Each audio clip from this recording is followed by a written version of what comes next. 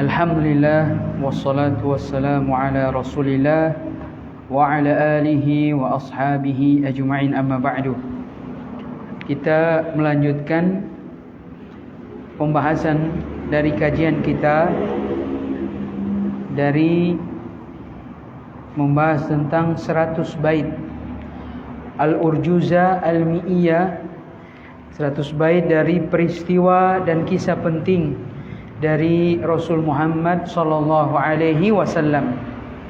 Dan kita pada kesempatan kali ini memasuki fase dakwah Rasulullah sallallahu alaihi wasallam setelah hijrah di kota Madinah. Jadi di awal kota Madinah yang pada saat itu Madinah masih bernama apa? Yathrib.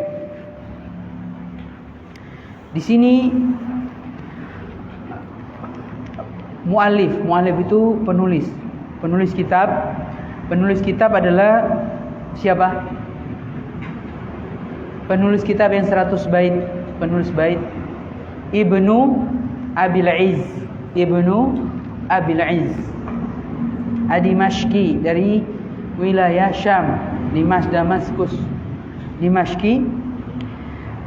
Kalau yang mempunyai kitab itu halaman 24. Lamma faragha an-nazim rahimahullah min hawadithi as-sirati an-nabawiyyati al-makkiyati, ketika selesai nazim, pemuat nazam yang 100 bait dari menjelaskan peristiwa-peristiwa sejarah kenabian di kota Makkah, syara'a yadhkuru hawaditha, maka beliau memulai menyebutkan kisah-kisah siratin nabawiyah al-madaniyah, kisah-kisah sejarah Nabi di kota Madinah, murattabatan ala sinini baqaihi sallallahu alaihi wasallam fiha, berdasarkan. Jadi Syekh Shalih Al-Utsaimin memberikan komentar bahwa Al-Allamah Ibnu Abil Izz Ad-Dimashqi murattabatan ala sinini baqaihi sallallahu alaihi wasallam fiha, menulis kisah ini berdasarkan keberadaan Nabi sallallahu alaihi wasallam menetap di kota Madinah. Jadi beliau berusaha untuk mengurutkan dari tahun ke-1 Hijriah apa, kedua, ketiga, terusnya peristiwa-peristiwa penting di setiap tahun tersebut. Wabtada'a dzalika bihawadithis sanatil ula, maka beliau memulai dengan peristiwa pada tahun pertama. Peristiwa-peristiwa penting apa yang terjadi di tahun pertama Rasulullah SAW berada di kota Madinah. Fadzakara asyra hawaditha, maka beliau menyebutkan 10 kejadian penting.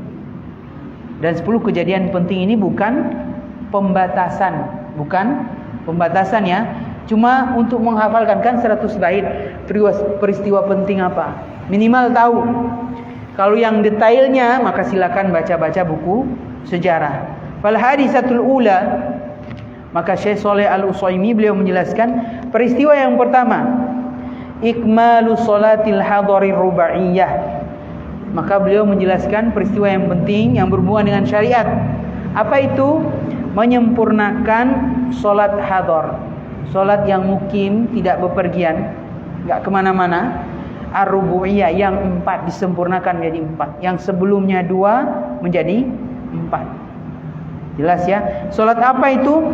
Fa inna sholata furidat awalan rak'atain. Sungguh sholat yang diwajibkan itu pertama kali diwajibkan itu 2 rakaat saja. Sholat subuh 2 rakaat. Sholat maghrib yang memang 3 rakaat. Sholat subuh 2 rakaat. Sholat zuhur 2 rakaat. Sholat asar 2 rakaat. Sholat maghrib 3 rakaat. Sholat isya 2 rakaat. Hukum asal itu. Ini pertama kali disyariatkan. Tsumma utimmati sholatul hadar karubu'iyah. Kemudian disempurnakan ketika Nabi SAW hijrah, hadar, yang tidak bepergian itu, yang menetap bukan safar, jadi 4. Salat apa saja itu? Fi dhuhri wal asri wal isya. Fi dhuhri wal asri wal isya fasarat arba'an. Semuanya menjadi 4 rakaat. Wa kana dzalika fi sanatil ula min hijratihi sallallahu alaihi wasallam. Dan ini terjadi di hijrah pertama Nabi sallallahu alaihi wasallam.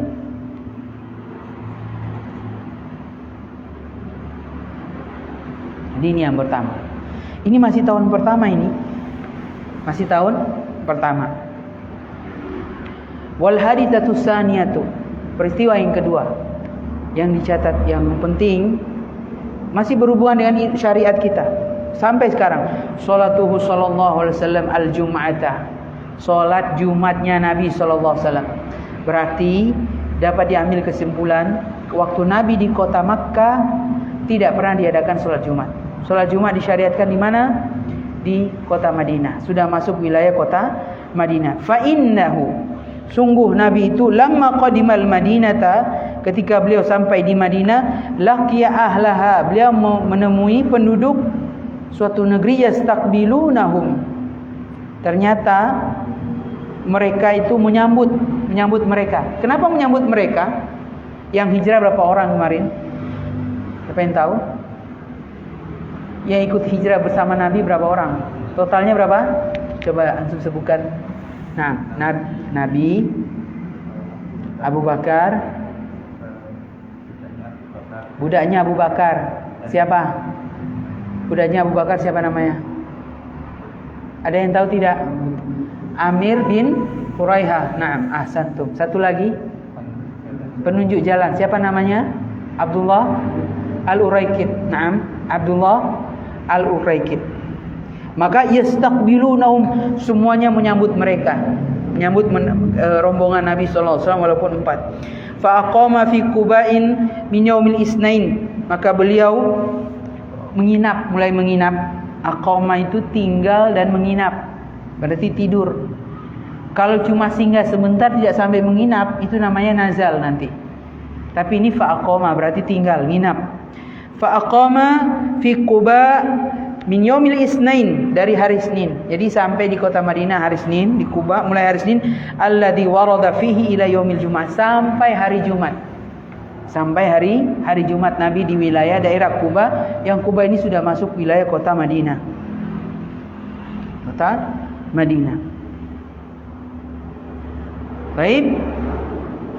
Thumma ba'atha min Quba'in qasidal Madinah. Kemudian Nabi bersiap-siap untuk menuju Madinah pusatnya. Min Quba qasidan, qasidan itu menuju Madinah. Fa adrakahu waktu zawal. Tapi Nabi sebelum berangkat ternyata zawal sudah tiba. Zawal ini apa? Siapa yang tahu? Artinya apa zawal? Matahari tergelincir. Jadi Nabi baru berangkat, matahari sudah tergelincir. Nah ini kalau tergelincirnya matahari dari atas kepala kita, ini masuk waktu sholat apa? Zuhur. Nah, tapi kan ini hari Jumat. Tadi kan sampai hari Jumat. Fi Bani Salim bin Auf. Bani Salim bin Auf. Ini nama kabilah Ansor. Salah satu kabilah Ansor, Salim bin Auf. Fanazalan Nabi sallallahu alaihi wasallam usalla bil muslimina jum'ata. Maka Nabi singgah di suku ini, apa namanya? Dulu kan semacam kalau singgah di desa ini, singgah di kecamatan ini, kalau dulu perkampungan suku. Sudah masuk di kampung Madinah Salim bin Auf, fanazalan Nabi sallallahu alaihi wasallam, Nabi singgah sebentar dan mengimami kaum muslimin salat Jumat. Mengimami kaum muslimin salat Jumat. Fakanat awwala salatin lil jum'ati shallaha an-nabiy sallallahu alaihi wasallam. Maka ini adalah salat Jumat yang pertama Nabi sallallahu alaihi wasallam salat, dan salatnya di kompleks mana?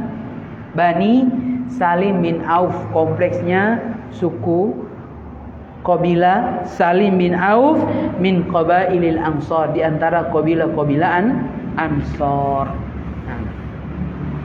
Kabilah. Dalam ilmu Arab, kabilah itu ada ilmu sendiri. Sehingga bisa tahu ini kabilah ini mana, kabilah itu di mana asalnya. Ada semacam sejarah silsilah kabilah Arab, bahkan silsilah kekeluargaan. Dan dalam Islam kita dianjurkan untuk belajar silsilah keluarga kita, supaya tahu bahwa ini masih saudara, ini masih mahram. Ini masih mahram, karena ke atas itu semua mahram, ke bawah juga itu semua mahram. Masih keponakan, anaknya keponakan terus dibawa, walaupun cewek-cewek semua, masih keponakan itu. Nah, ternyata masih keponakan, masih saudara. Dipelajari.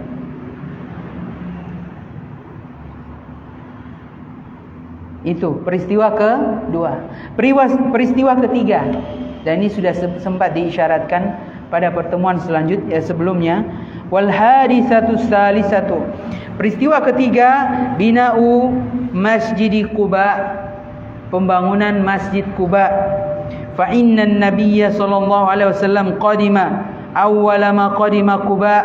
Maka Nabi sallallahu alaihi wasallam datang pertama kali ke Quba, wahya daru Bani Amr bin Auf. Bani Amr bin Auf. Kalau tadi siapa? Bani siapa? Salim bin Auf yang sholat Jumat. Nah sekarang Bani Amr bin Auf, masih dari kabilah Ansor.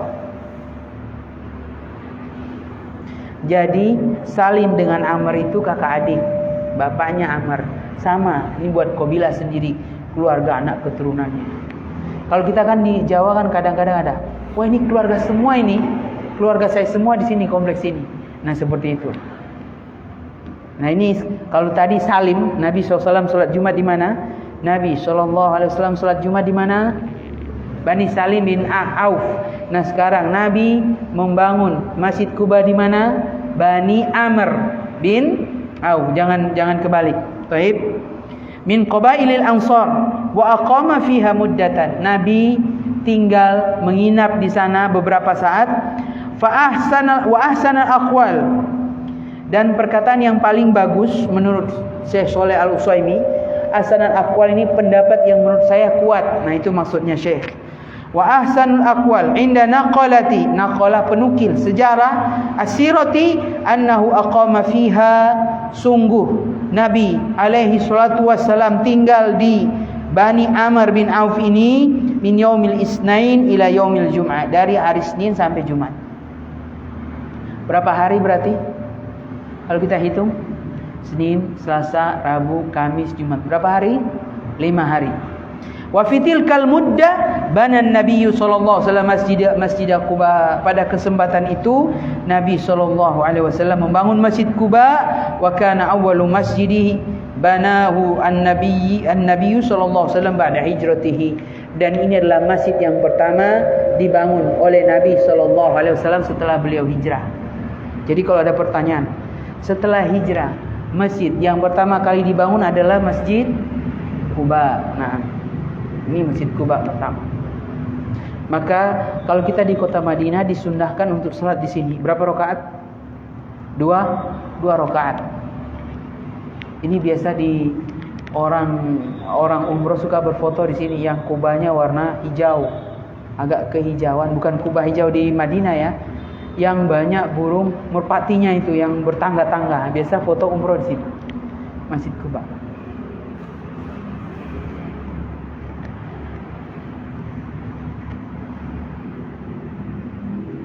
Dan Masjid Quba ini ada keunggulan, orangnya itu suka bersih-bersih, kelihatan dari sisi kebersihan. Karena kenapa? Suka cebok. Ceboknya pakai apa? Istinjanya pakai air. Karena dulu kan padang pasir, sudah jarang air, kan tinggal mana cari daerah ya agak sunyi, langsung buang di sana sudah, nggak istinja. Sehingga ayat yang berkenaan innallaha yuhibbut tawabin wa yuhibbul mutatahhirin, sungguh Allah mencintai orang-orang yang bertaubat dan mencintai orang-orang yang bersucikan diri. Yang dimaksud adalah penduduk Quba, karena terkenal mereka ahli istinja. Dan ini adalah bagian dari Islam, disetujui Islam, disepakati Islam. Nah, kalau kita mau ke WC luar negeri, ada air tidak? Enggak ada. Cuma apa? Cuma tisu. Bayangkan yang sudah terbiasa air, terus mana airnya? Enggak ada, tisu doang. Bagaimana perasaan Anda? Susah. Sebaliknya yang mereka di sana biasa tisu, ketika ketemu di sini cuma ada air saja, tisunya beli satu kali kemudian tahun depan baru ganti, nggak beli lagi tisunya kan. Juga ini merasa budayanya beda, kelabakan juga. Nah, karena biasa nyentuhnya pakai tisu, sekarang nyentuhnya langsung pakai air, mereka katakan. Tapi air dengan tisu masih air lebih bersih. Dan kalau mau digabung maka boleh, lebih bagus lagi. Air baru itu ada tisu. Nah, kalau nggak ada maka cuci tangan cukup. Mau pakai sabun boleh. Nah, baik. Dan WC nggak ada air karena saking menghemat air. Nah, jadi hati-hati yang keluar negeri, yang bukan negeri kaum muslimin. Negeri kaum muslim biasa pakai air. Karena sebaik-baik alat untuk istinja adalah air. Tapi kalau antum mau keluar negeri maka sudah biasalah. Nah, cuma pakai tisu, maka Anda selalu bawa tisu yang banyak. Nah, kalau tidak maka tidak akan istinja, kan susah. Baik. Wal hadisatur rabi'atu, peristiwa yang keempat, yang penting dari setelah Nabi SAW hijrah ke kota Madinah, berada di Yathrib. Langkah pertama apa yang beliau buat? Bina'u Masjidil Madinatin Nabawiyah, membangun Masjid Nabawi. Membangun Masjid Nabawi. Fa inna an-nabiyya sallallahu alaihi wasallam lamma faragha min Quba'in, adalah Nabi sallallahu alaihi wasallam ketika beliau selesai dari membangun Masjid Quba, thumma jawaza masakin Bani Amr bin Auf, kemudian beliau melewati rumah-rumah Bani Amr bin Auf, shalla bi manazili Bani Salim bin Auf, maka beliau singgah di kabilah Salim bin Auf mendirikan salat Jumat. Qasada ilal Madinah, berniat menuju ke kota Madinah. Hatta barakat naqatuhul qaswa qariban min dari Abi Ayyub, sampai unta Nabi sallallahu alaihi wasallam qaswa. Unta yang sederhana ini bukan unta yang paling mahal, yang paling jauh, biasa sederhana unta Nabi alaihi salatu wasallam.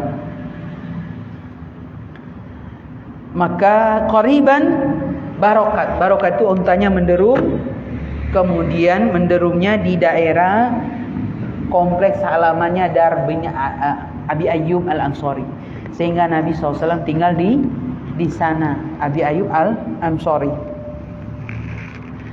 Fabnatan Nabi sallallahu alaihi wasallam masjidahu fi ma'bari Tamrin, maka Nabi alaihi salatu wasallam membangun masjidnya Mi'bar Tamrin, di tempat kebun korma, kebun korma tamar. Kana li gulamaini yatimaini, punya dua anak yatim. Fi hayyi As'ad bin Zurarah, kompleks sahabat As'ad bin Zurarah.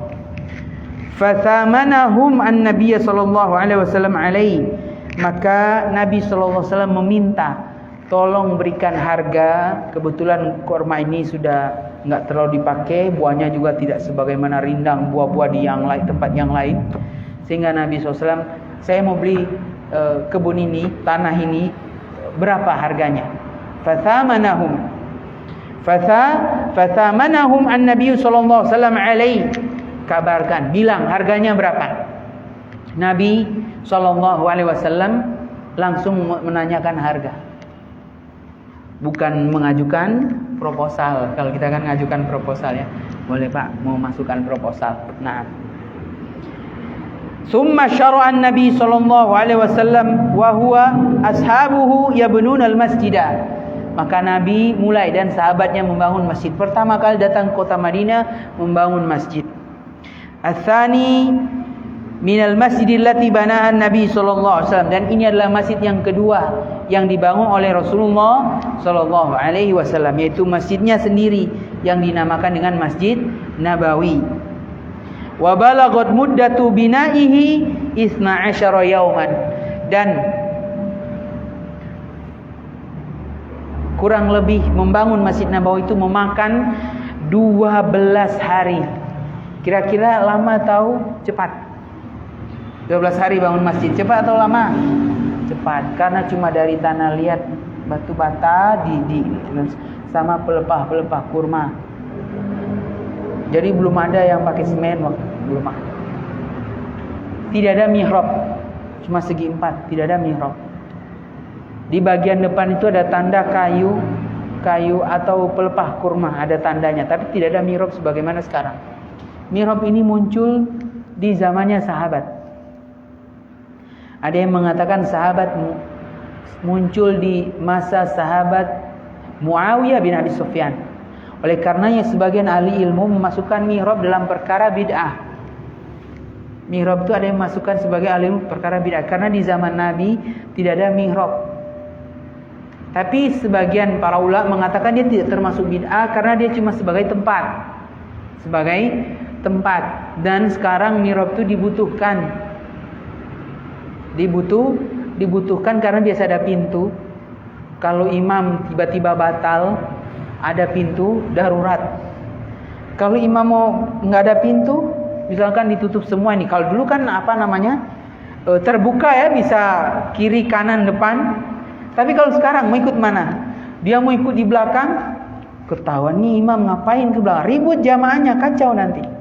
Sehingga ada yang memasukkan dia masuk maslahah mursalah, bukan termasuk bid'ah. Ada maslahat, dan maslahat ini walaupun kecil tidak bertentangan dengan syariat, justru menjaga syariat. Nah, baik.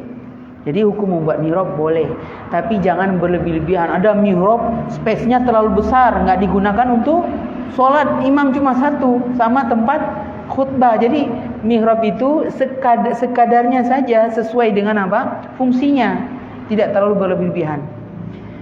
Naam, ada yang mengatakan mihrab itu karena bentuknya ngecil supaya dia dipantulkan sehingga ke belakang suara dan didengar oleh orang-orang di belakang. Nah. Baik. Tapi ada yang ngotot dia tidak buat mihrab secara khusus, tapi semacam kayak mengerucut ke depan. Nah, pernah lihat masjid nggak ada mihrabnya tapi kayak mengerucut ke bagian depan, tidak terlalu kentara. Seperti itu.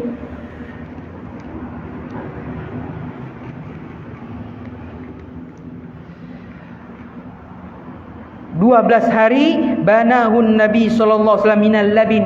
Nabi sallallahu alaihi wasallam membangun dari bata, batanya tanah liat. Wal jarid, jarid itu apa? Pelepah kurma. Dan dulu tidak ada tekel ini, tidak ada keramik, dari tanah. Tapi tanahnya itu sudah dibersihkan. Tanah padat dibersihkan halus. Tanah padat dibersihkan halus. Nah, sehingga ada kisah orang Arab Badui yang kencing di masjid. Nabi bilang ambil ember, disiram, dan itu sudah mensucikan karena masuk ke dalam tanah. Di waktu hujan, pelepah itu bocor, hujan deras. Kan sana hujannya setahun beberapa kali aja. Hujan deras bocor, pelepah kurma tidak sebagaimana seng. Kalaupun katu, tahu katu enggak? Yang dari daun rumbia dibuat itu daerah-daerah tertentu ada. Kan itu agak tebal. Pelepah kurma dulu tidak secanggih yang rumbia seperti di NTT, di Sulawesi ada yang kalau di kebun-kebun dibuat dari daun-daun daun rumbia namanya. Daun aren, pohon aren, nah daunnya kan itu baru dianyam jadi semacam itu. Kalau kering baru dipakai sehingga jadi tebal. Air belum sampai di bawah sudah terbuang duluan. Tapi dulu air deras bocor sehingga Nabi SAW sujud ketika beliau bangun. Di dahi beliau dengan hidung beliau ada bekas becek, ada tanda. Dari sinilah para ulama mengatakan 7 anggota sujud, 2 kaki, 2 lutut, 2 tangan sama 1 wajah. Dan wajah harus terpenuhi 2, keningnya dan hidungnya, jidatnya dan hidungnya, sebagaimana Nabi SAW. Tidak boleh hanya salah satu, cuma jidatnya doang, hidungnya tidak kena, atau hidungnya saja, jidatnya tidak kena. Nah, baik.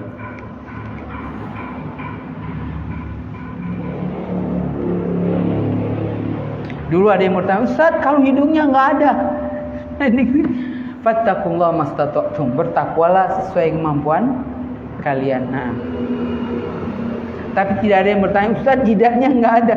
Itu apa itu kalau nggak ada jidatnya? Nah, baik. Itu anak-anak dulu ingin bertanya, gimana itu?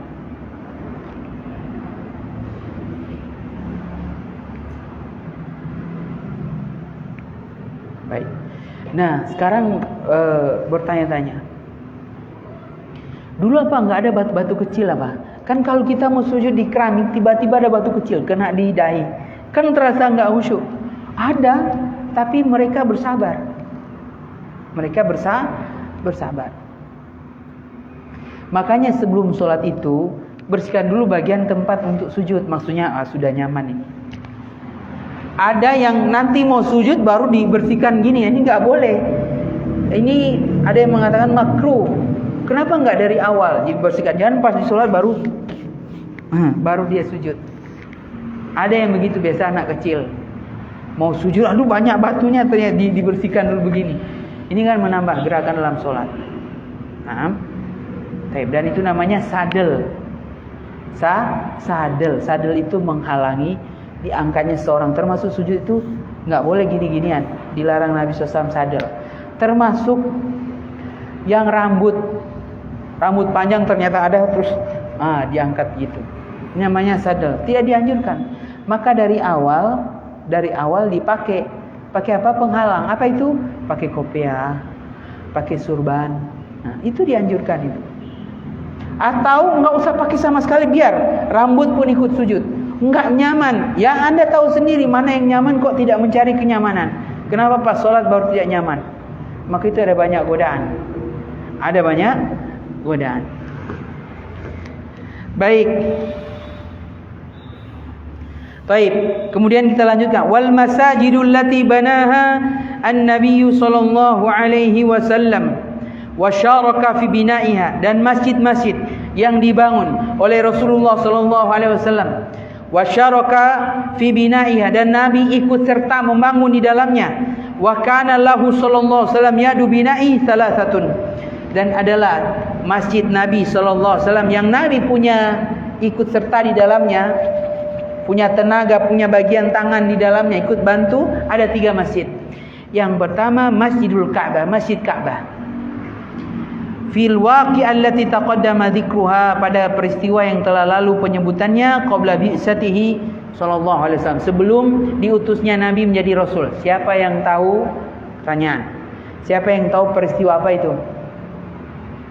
Peristiwa apa itu? Ini terjadi waktu umur Nabi SAW 35 tahun. Nabi ikut membantu pembangunan Masjid Ka'bah. Pada peristiwa apa? Peletakan Hajar Aswad. Yang kita di Indonesia memakai ciri sikap Nabi SAW, sifat Nabi adalah cerdas, fatona. Dari sini. Karena 4 kabilah, setiap suku-suku besar berselisih, berbeda pendapat. Siapa yang akan meletakkan Hajar Aswad? Sehingga Nabi SAW datang, ada di antara mereka berhukum. Orang kita sekarang berselisih. Kata mereka, kita akan lihat orang yang masuk pertama kali di pintu masjid ini, maka kita akan berhukum dengannya. Dia akan memutuskan perkara. Karena sudah saking panas, alot, adu debat, argumen, nggak ada kesepakatan. Sehingga ada yang nyelutuk. Gimana kalau kita lihat sekarang, lagi rapat ini ya, ada yang masuk masjid, maka kita akan berhukum dengan. Ternyata yang masuk masjid yang waktu itu muncul adalah Rasulullah sallallahu alaihi wasallam. Mereka bilang, ini adalah sebaik-baik pemutus perkara nanti. Karena Al-Amin sudah terkenal kan, orang yang dipercayai, orang yang diamanai. Nabi sallallahu alaihi wasallam. Mereka memberitahukan hal ini kepada Nabi. Nabi setuju. Tapi Nabi minta kain dibentangkan lebar-lebar. Nah, setiap orang megang ujungnya, kabilah kepala suku megang ujungnya. Hajar Aswad taruh di dalam kain. Hajar Aswad itu ringan. Bukan jangan kayak batu 5 kilo ya. Enggak sampai segitu. Ringan. Kemudian dibawa, kemudian Nabi letakkan di tempat Hajar Aswad. Nabi ketika mereka semua bawa, setelah dekat tempat peletakan batu Hajar Aswad, Nabi angkat batunya kemudian ditempel. Nah, ditempel. Dan sekarang tinggal pecahan-pecahan. Karena kenapa? Dulu sering diperebutkan. Bahkan beberapa tahun Hajar Aswad nggak ada di Ka'bah dulu. dirampas oleh Bani Fatimiyun Qaramito, dibawa kabur. Kemudian setelah perang, setelah usaha luar biasa dari pemerintah kota Makkah pada saat itu, di negeri yang berkuasa pada saat itu, akhirnya batu itu kembali, tapi sudah tidak genap lagi sebagaimana semula, tinggal serpian-serpian. Alhamdulillah masih sampai, daripada nggak ada kan. Kalau nggak ada ya orang nggak mau cium lagi Hajar Aswad, sudah nggak ada batunya. Yang ada cuma bukan batunya itu ya, cuma besi yang ditaruh di situ nanti. Dan sekarang sudah berapa mulut yang mencium ke sana. Makanya tiap hari itu dibersihkan. Tiap hari. Saya tidak tahu apakah 5 kali sehari sebagaimana waktu sholat, atau 1 hari 1 kali. Dibersihkan dengan minyak wangi. Nah, minyak wangi kelas berat, bukan yang ringan-ringan ya. Kalau yang ringan-ringan baru 1 menit dipakai orang cium, hilang sudah di bawah orang itu. Nah, baik. Jadi ini pertama tadi ya, Masjidul Ka'bah. Yang kedua Masjid Quba. Yang ketiga Masjidul Madinah. Masjiduhu wa huwa masjiduhu sallallahu alaihi wasallam. Dan ia adalah masjidnya Rasulullah sallallahu alaihi wasallam. Jadi berapa masjidnya?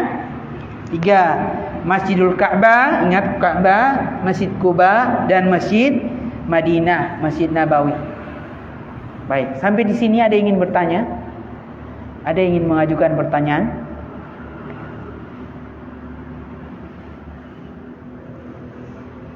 Baik, ada yang ingin mengajukan pertanyaan? Tidak ada? Nah, kita lanjutkan lagi. Peristiwa yang kelima, wal hadisatul khamisah, peristiwa yang terakhir yang kita bahas pada kesempatan kali ini. Bina'u hujurati ummahatil mu'minin. Pembangunan hujurat. Hujurat itu kamar-kamar. Kenapa tidak dikatakan rumah? Karena kecil. Sederhananya kehidupan Nabi SAW. Pembangunan kamar-kamar rumah ummahatul mu'minin, ibu-ibunya orang-orang beriman, istri-istri Rasulullah SAW. Kenapa bukan dikatakan bina'u buyutu ummahatil mu'minin? Bait itu lebih besar. Atau bina'u mangzil, lebih besar. Cuma dikatakan hujrah. Hujrah itu apa? Kamar-kamar, karena ini lebih kecil. Nanti yang kalau mau umroh itu ada replika kamar Nabi SAW, kecil ukurannya, kayak kontrakan, ukurannya kayak kontrakan yang murah di Jogja. Bayangkan, padahal Nabi yang hidup dengan istri beliau cuma ada tempat tidur, ruang tamu sekaligus tempat minum. Enggak kelihatan dapurnya di mana, bayangkan. Enggak kelihatan dapurnya. Dapurnya enggak bisa buat kitchen set yang di iklan-iklan itu banyak. Masaknya di mana? Lu langsung pakai batu baru taruh api itu. Bahkan dalam hadis Aisyah, berapa bulan? Rawi ragu, 2 atau 3 hilal. Hilal itu bulan sabit kelihatan. Bisa 2 bulan atau 3 bulan rumah Nabi tidak pernah kelihatan asap. Bukan cuma Aisyah ini ya. Bukan cuma rumah Aisyah, rumahnya Nabi itu berdempetan istri-istri beliau. Tidak apa? Maksudnya bertetanggaan mereka, tidak terlihat asap. Artinya apa? Tidak masak, subhanallah. Kita mampu enggak? Diet 1 pekan aja enggak masak, coba, enggak makan makanan yang dimasak. Coba. Diet ekstrim. Sepekan tidak makan makanan yang dimasak. Berarti apa? Cuma buah atau air atau sayur mentah. Nah, ada yang sudah pernah seperti itu? Puasa makan ininya, makan maghribnya. Bahkan ada istilah balas dendam. Ya inilah 2 kali lah, kan siang enggak kan, nah, sekaligus malam. Nah, baik. Fa inna Nabiyya sallallahu alaihi wasallam adalah sungguh Rasul Nabi yang mulia sallallahu alaihi wasallam lamma banal Masjidan Nabawi, ketika Nabi telah membangun Masjid Nabawi, masjid beliau, bana masakina azwaji, maka beliau membangun tempat tinggal istri-istrinya. Tempat tinggal istri-istrinya, sakan, masakin, tempat tinggal. Wa kanat azwajuhu hina idin imra'atan, dan pada saat itu istri Nabi baru dua. Dan ini kan biasa diikuti orang sekarang. Istri baru satu. Biasa kalau perkenalan ahli-ahli yang ngomong di depan. Anak sudah ini, istri baru satu. Itu istilah itu. Antara dua. Apa namanya? Cita-cita yang tak mungkin tersampaikan. Sehingga menghibur diri. Yang kedua rencana memang. Berencana. Dan waktunya tidak ditentukan. Belum tahu. Nah. Dan pada saat itu istri Nabi SAW baru dua. Siapa yang tahu? Yang baru nikah sebelum persiapan hijrah, dekat-dekat menjelang hijrah. Siapa? Sauda binti Zam'ah dan Aisyah radhiyallahu anha. Hiya Saudatu radhiyallahu anha allati ja'at min Makkah. Sauda yang datang dari Makkah. Wasaniyatu Aisyah radhiyallahu anha allati aradat dukhulu biha. Dan yang kedua adalah istri Nabi Aisyah radhiyallahu anha yang Nabi ingin sudah mulai bangun satu rumah. Dulu Aisyah belum tinggal bersama Nabi. Masih tinggal siapa? Bareng bapaknya. Dan ini dijadikan sebagai acuan kebolehan. Bolehnya laki-laki misalkan kita mau nikah akad tapi kamu tinggal dulu bapakmu, saya mau sekolah dulu. Lama gitu. Nah, mereka mengambil dalil sebagaimana Aisyah. Belum kumpul satu rumah, LDR. Apa LDR? Long distance relationship. Nah, tapi itu sudah nikah. Sehingga kalau nelpon sambil merayu boleh. Halal. Nah, cuma sampai di situ, enggak boleh yang lain. Kalau mau langsung, tidak boleh melalui telepon. Nah, apa maksudnya? Baik, dan ini adalah rumah tangga Nabi SAW waktu itu baru dua istri beliau.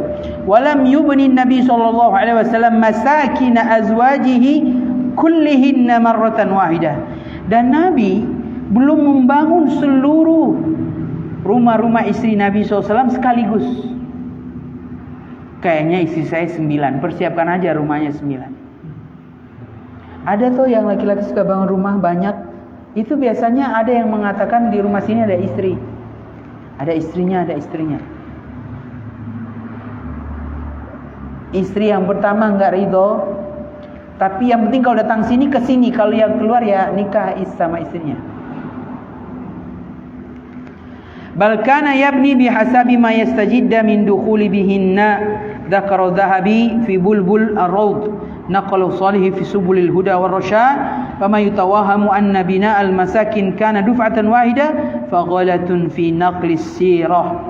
Jadi kata Syekh Shalih Al-Utsaimin, dan ini adalah sesuai dengan hal kalau ada istri baru nikah baru Nabi bangun rumah. Jadi bukan sudah ada persiapan. Jadi maka sahabat tidak tahu, kayaknya Nabi mau istri lagi ya. Sahabat tidak tahu. Buktinya apa? Nabi SAW pasca wafatnya suami Hafsah binti Umar. Nabi bercerita sama Abu Bakar, tersebut nama Hafsah. Nabi itu jarang nyebut nama cewek, nama wanita. Tidak pernah. Kecuali ada hajat atau wanita itu bertanya, misalkan ada masalah bertanya. Ini enggak ada orang tiba-tiba nyebut nama wanita. Maka Abu Bakar tahu ini sir rahasia Nabi SAW. Maka ketika pasca wafatnya suami Hafsah, Umar kan sebagai bapak gelisah. Anakku ini harus segera dicarikan jodoh. Janda ini, janda kembang. Nah, Hafsah gelisah beliau. Didatangi Abu Bakar dulu, orang yang paling mulia setelah Rasul para Anbiya. Gimana ini ada anakku, mau gak engkau nikah? Abu Bakar gak jawab, diam saja. Kemudian yang berikutnya, akhirnya Abu Bakar gak jawab, ditunggu-tunggu. Abu Bakar cuma diam, gak jawab apa-apa. Bayangkan perasaan bapaknya, minimal jawablah, jangan buat orang gantung kan. Gak ada jawaban, gak ada isyarat-isyarat, oh ya nanti. Gak ada, diam saja Abu Bakar. Sehingga Umar berkesimpulan, sudah orang ini gak mau, berarti hukum asal. Kalau gak ada jawab berarti hukum asal gak ditawarkan, berarti pindah. Pindahnya ke mana? Utsman, sahabat terbaik ketiga kalau kita mau hitung-hitung berdasarkan penjelasan para ulama. Abu Bakar, Umar kan. baru Utsman, yang kemudian kan berdasarkan khalifah. Nah, Utsman tidak langsung jawab. Nah, begini, ini teknik bagi wali nikah. Kalau dia ada orang melamar, karena dia saking sukanya pelamar ini, saya terima sekarang juga. Tidak dulu, kasih kesempatan 3. Dibuatlah gelisah ini sebagai kenang-kenangan. Tunggu dulu, sa'angdur fi amri. Saya akan lihat perkara saya. Ini maksudnya apa? Sholat istikharah. Tunggu 3 hari. Bukan tunggu 3 hari, tunggu. Saya mau pikir-pikir dulu. Beberapa waktu kemudian Utsman datang. Ternyata setelah dipikir-pikir telah nampak bagiku saya belum bisa menikah dekat-dekat ini.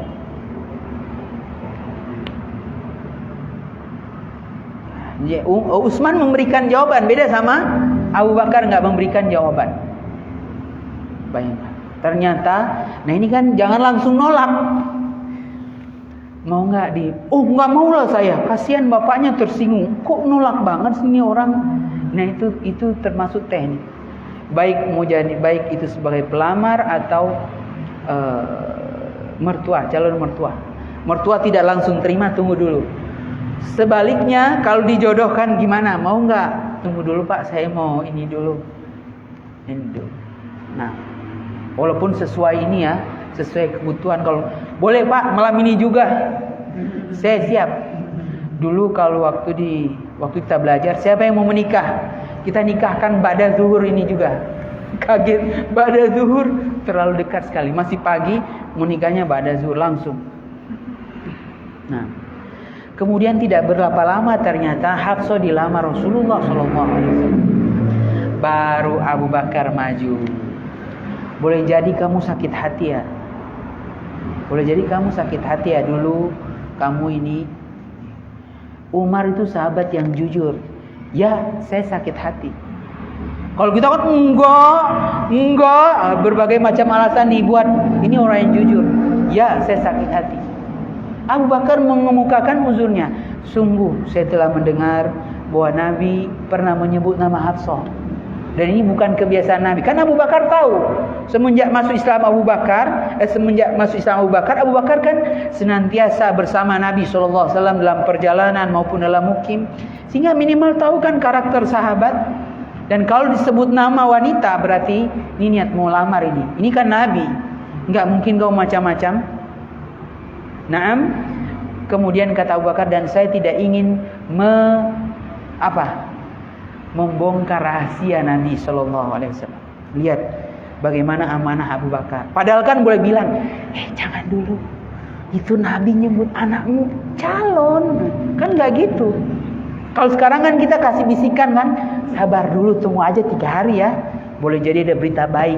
Lihat, berita baik apa sih? Ayo, kalau nggak bicara saya nggak mau temanin lagi sama kamu. Akhirnya jadi kacau dunia persahabatan dan pertemanan. Lihat bagaimana sahabat bermuamalah di antara mereka dan menjaga rahasia Rasulullah Sallallahu Alaihi Wasallam. Kata Abu Bakar, dan saya tidak mau menyebarkan rahasia Rasulullah Sallallahu Alaihi Wasallam. Apa pelajaran pentingnya? Jujur. Ketika kamu sakit hati, ya saya sakit hati, sakit sekali. Katakan sejujurnya. Kemudian berikan alasan. Sebenarnya begini kisahnya. Sehingga minimal ada pemberitahuan. Setelah itu Abu Bakar mengemukakan uzurnya. Abu Bakar mengukur uzurnya. Jadi dalam peristiwa yang kelima ini dibangunnya kamar-kamar atau rumah istri-istri Rasulullah SAW itu sesuai. Kalau ada istri dinikahi Nabi SAW baru dibangun rumah. Belum ada, tidak ada namanya perencanaan. Kalau ada perencanaan, sahabat sudah tahu ini rumah siapa ya Rasul. Adalah, nggak usah banyak tanya. Enggak, Nabi tidak memberikan itu. Dan Nabi adalah orang yang ketika orang minta bantuan datang kepada beliau, langsung beliau kasih. Sehingga tidak ada harta di samping Nabi SAW itu bertahan lama. Ada sedekah, zakat segera dibagikan. Termasuk dana-dana sosial itu segera. Jangan bangga dana sosialnya sudah banyak ditambung. Terus kapan baginya? Kapan baginya? Sehingga Nabi tidak punya ini. Jadi untuk bangun rumah ya setelah nikah baru kita mikir kemudian. Dan mikir, kemudian termasuk yang para pemuda yang mau menikah sekarang. Tunggulah nanti saya buat rumah dulu. Jangan dulu, nikah dulu nanti baru pikir buat rumah. Ini hukum asal. Walaupun pengecualian boleh jadi sebelum nikah ada yang sudah buat rumah dulu. Itu tidak masalah, maka lebih baik. Baik. Nah, alhamdulillah. Baik, sampai di sini pembelajaran kita dari langkah pertama yang diambil Nabi SAW setelah pindah ke negeri Yastrib. Jadi yang pertama tadi apa? Menyempurnakan apa? Solat 4 rakaat. Zuhur, asar dan isya. Berhubungan dengan agama. Yang kedua, solat Jumat, syariat solat Jumat. Pertama Nabi SAW. Kemudian yang ketiga, pembangunan Masjid Kuba. Yang keempat, pembangunan Masjid Madinah. Kemudian yang kelima, bayangkan, mendahulukan kepentingan agama di atas kepentingan pribadi. Baru kemudian Nabi membangun rumah istri-istrinya, rumah istri Nabi SAW, Sauda dan siapa? Dan Aisyah radhiyallahu anha. Baru Aisyah ditinggal bersama Nabi SAW. Baru Aisyah tinggal bersama Nabi SAW. Jadi banyak sekali faedah. Bolehkah kita menikah kemudian mau belajar? Boleh kalau dua belah pihak saling ridho. Nah, ada yang bertanya begini, Ustaz, ini anak saya masih SMA, terus pokoknya kalau dia marah sama orang tuanya kalau nggak pacaran, sehingga orang tuanya berinisiatif mau menikahkan dahulu sehingga jadi halal. Boleh tidak? Boleh saja, tapi ada konsekuensi. Apa sekolah menerima ini? Siswa yang sudah menikah? Kan misalkan rahasia. Tapi kalau teman-temannya tanya, itu siapamu? Pacar saya. Padahal kan suami. Nanti dia bohong. Apa dia bisa jujur, ini suami saya, ini istri saya? Wah, dia gempar. Mulutnya orang Indonesia tahu. Sampai langsung hari itu juga sampai ke HP kepala sekolahnya. Si Fulan A dan B sudah menikah ternyata. Bayangkan. Yakin orang tua? Nah. Kemudian biasanya kita tidak akan membongkar kecuali mereka mau terang-terangan. Kalau sembunyi-sembunyi, orang mengira kayak pacaran, akhirnya membolehkan bagi yang lain. Oh, itu terlalu senang-senang mereka, kami juga senang-senang. Padahal mereka tidak tahu kalau itu sudah menikah. Kemudian kalau sudah menikah, tanggung jawab memberikan nafkah. Masa menggantungkan ke orang tua sudah capek. Sudah dilarang-larang, jangan lu nikah, sekarang nikah minta uang jajan tambahan untuk istrimu. Bayangkan, tenang, orang tua saya kaya. Ya, bukan persoalan orang tua kaya, tapi engkau sebagai seorang yang sudah menikah, sebagai seorang suami wajib memberikan nafkah kepada istrinya. Bukan cuma nafkah batin, nafkah lahir. Nah, ada orang dan seterusnya. Jadi ada banyak persoalan yang bisa dipikir. Jadi bukan cuma jangka pendek. Kecuali kalau siap, boleh jadi nggak lanjut sekolah lagi secara resmi. Mungkin ambil paket C kalau di Indonesia. Ambil paket C bisa kan? Bisa. Kalau kuliah kan boleh menikah, terserah. Nah, wallahu a'lam. Ada yang sudah mikirnya sudah bercabang-cabang ya. Kira-kira bagian mana ya? Nah, baik. Ada pertanyaan? Ada yang ingin bertanya?